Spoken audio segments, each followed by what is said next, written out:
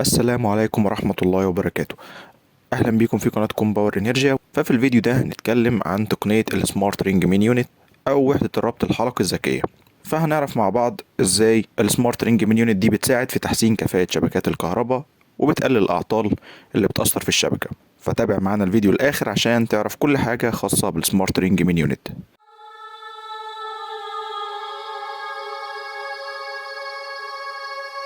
يعني ايه سمارت رينج مين يونت او ايه هي السمارت رينج مين يونت؟ السمارت رينج مين يونت ده عبارة عن جهاز بيستخدم في شبكات توزيع الكهرباء. هدفه ببساطة انه بيحسن كفاءة الشبكة وبيوزع الكهرباء بشكل امن وشكل سمارت. الجهاز ده مش زي الرينج مين يونت التقليدية اللي كانت عبارة عن مفاتيح واجهزة حماية بس، لكن السمارت رينج مين يونت كمان بيضاف عليها انها بتقدر تعمل نفس شغل الرينج مين يونت العادية بالاضافة لفكرة الكوميونيكيشن سمارت، وبتعمل اناليسيز للداتا اللي بتجيلها من الشبكه الكهربائيه عشان تحسن من اداء الشبكه. فبالتالي الجهاز ده بيشتغل بشكل سمارت، فنقدر من خلاله اننا نتابع ونتحكم فيه عن بعد.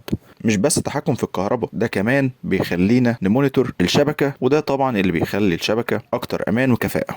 طب ايه هي مكونات السمارت رينج مين يونت؟ السمارت رينج مين يونت بتتشابه كتير جدا مع الرينج مين يونت التقليديه، ولكن بيضاف ليها بعض الكومبوننت الزياده اللي بتحول الموضوع لسمارت واللي بتبدا تخليها تحسن الكفاءة وتقلل الأعطال. طيب إيه هي عموما مكونات السمارت رينج مين يونت؟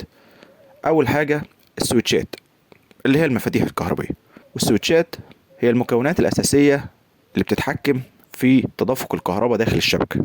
فبنستخدم المفاتيح دي علشان نفصل ونوصل الأحمال الكهربية على حسب الحاجة. وتاني كومبوننت جوه السمارت رينج مين يونت وهو البروتكشن ديفايسز أو أجهزة الحماية، فبتشتغل على حماية الشبكة من الأعطال اللي ممكن تحصل زي زيادة التيار أو الشورت سيركت، ودي حاجة أساسية علشان نضمن أمان الشبكة. أما تالت كومبوننت وهو أجهزة الاستشعار أو السنسورز، فالسمارت رينج مين يونت بتستخدم سمارت سنسورز علشان تقيس الجهد والتيار ودرجة الحرارة. فالسنسورز دي بتساعد في المراقبة المستمرة، وفي نفس الوقت بتمد الأوبريتور بالداتا اللي هو محتاجها، وتخليه قادر يمونيتور السيستم بشكل مستمر.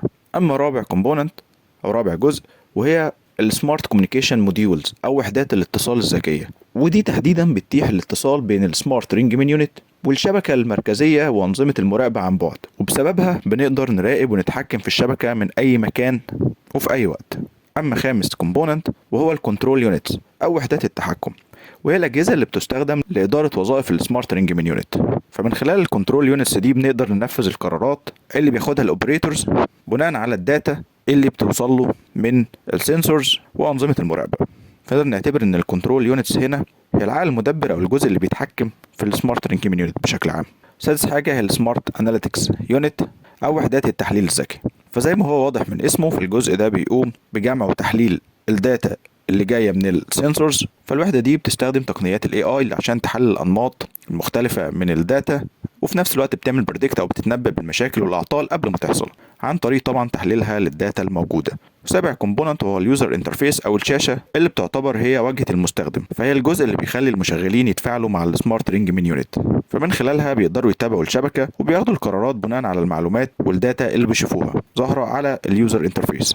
تامن جزء وهو الباك اب باتريز او بطاريات الطوارئ، والجزء ده مهم لضمان استمرارية عمل السمارت رينج مين يونت في حالة حدوث أي انقطاع للكهرباء. فبعض وحدات السمارت رينج مين يونت بتحتوي على باك اب باتريز بحيث انها بتسمح لها بالتشغيل فتره قصيره بعد انقطاع التيار. اما تاسع جزء واخر حاجه موجوده في مكونات السمارت رينج مين يونت هو الانكلوجر او الهيكل الخارجي بتاع السمارت رينج مين يونت، وده بيكون مصمم لتحمل الظروف البيئيه المختلفه بحيث ان هو بيكون مقاوم للميه وللتراب، لان السمارت رينج مين يونت دايما بتكون موجوده في المحطات الفرعيه. وطبعا درجة الاي بي بتاعت الانكلوجر دي بتختلف بناء على المكان اللي هيتحط فيه السمارت رينج مين يونت، هل هي هتبقى اندور ولا هتبقى اوت دور ولا ايه. ودي هي كل الاجزاء اللي بتتكون واللي بتكون موجودة جوه السمارت رينج مين يونت. فزي ما انت هتلاحظ ان فيها حاجات موجودة اوريدي في الرينج مين يونت العادية، وفيها حاجات بتميز وبتبقى زيادة في السمارت رينج مين يونت اللي هي بتحول اصلا الرينج لسمارت، واللي بتخليها تقدر تقوم بالجزء المطلوب منها والجزء اللي بيميزها عن الرينج مين يونت العاديه. طيب ازاي الرينج مين يونت دي بتشتغل؟ السمارت رينج مين يونت ببساطه هي عباره عن حلقه وصل بين المحطات الفرعيه في الشبكه، بحيث ان لو حصل اي خلل في جزء من الشبكه بتقوم السمارت رينج مين يونت على طول بتحويل الطاقه اللي بتغذي الجزء ده تلقائيا علشان يتغذى من الجزء السليم اللي موجود في الشبكه، بحيث ان ما يحصلش اي انقطاع للكهرباء. وطبعا كل ده بيحصل بشكل اوتوماتيك من غير ما يحصل اي تدخل يدوي. وكمان بسبب فكره السمارت كوميونيكيشن دي فاحنا بنقدر نتحكم ونتابع الشبكه من عن بعد، وده كله بيخلي عمليه توزيع الكهرباء مور ستيبل. واي مشكله بتحصل فالسمارت رينج مين يونت بتقدر تتصرف وتحلها بدون ما تحتاج لاي تدخل يدوي.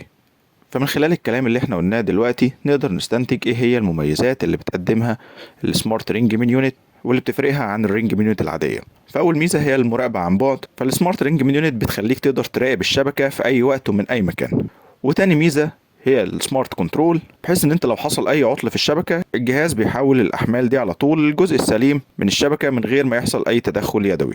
وتالت ميزه وهي الكفاءه العاليه، فالسمارت رينج مين يونت بتحسن توزيع الكهرباء وبتقلل من فترات التوقف والانقطاع بشكل كبير جدا. اما رابع ميزه وهي الداتا اناليسيز او تحليل البيانات، فالسمارت رينج مين يونت بتجمع بيانات دقيقه عن الشبكه عشان تقدر تتوقع المشاكل وتحلها قبل ما تحصل. وخامس ميزه وهي تحسين الامان، فالسمارت رينج مين يونت بتقلل الحوادث، وده بسبب المونيتور اللي هي بتعمله باستمرار، وان السمارت رينج مين يونت بتشتغل وبتاخد الاكشنز بشكل سريع.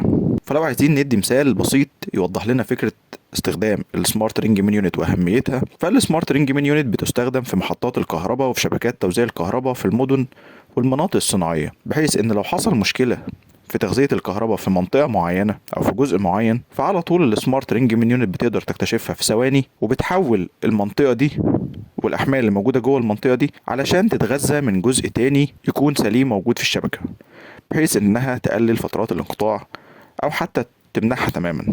فببساطة لو حصل أي خلل أو أي عطل فالكهرباء هترجع تاني في ثواني وهتكون الشبكة شغالة من غير أي أعطال ومن غير أي تدخل يدوي. والسمارت رينج مين يونت دلوقتي هتزيد أكتر أهميتها بسبب تزايد استخدام الطاقة المتجددة والشبكات السمارت عموما اللي بتعتمد على مصادر متعدده للطاقه، وده بسبب دورها في انها بتحافظ على ان يبقى فيه كونتينيوتي وريليابيليتي اكتر للشبكه. وفي النهايه عايز اوضح ان السمارت رينج مين يونت مش بس جهاز بيساعد في توزيع الكهرباء، ده كمان بيغير من طريقه توزيع الكهرباء بشكل اساسي. فبسبب التكنولوجيا دي توزيع الكهرباء بقى اكتر كفاءه واكتر استمراريه. وبكده يبقى احنا عملنا بريف سريع عن السمارت رينج مين يونت وقلنا هي عباره عن ايه وايه هي مميزاتها وايه هو دورها في الشبكه. لو عجبك الفيديو ما تنساش تقول رايك في الكومنتات، ولو في اي حاجة حابب تسأل عنها او حابب تضيفها يا ريت برضه تسيبها لنا في الكومنتات. شكرا والسلام عليكم ورحمة الله وبركاته.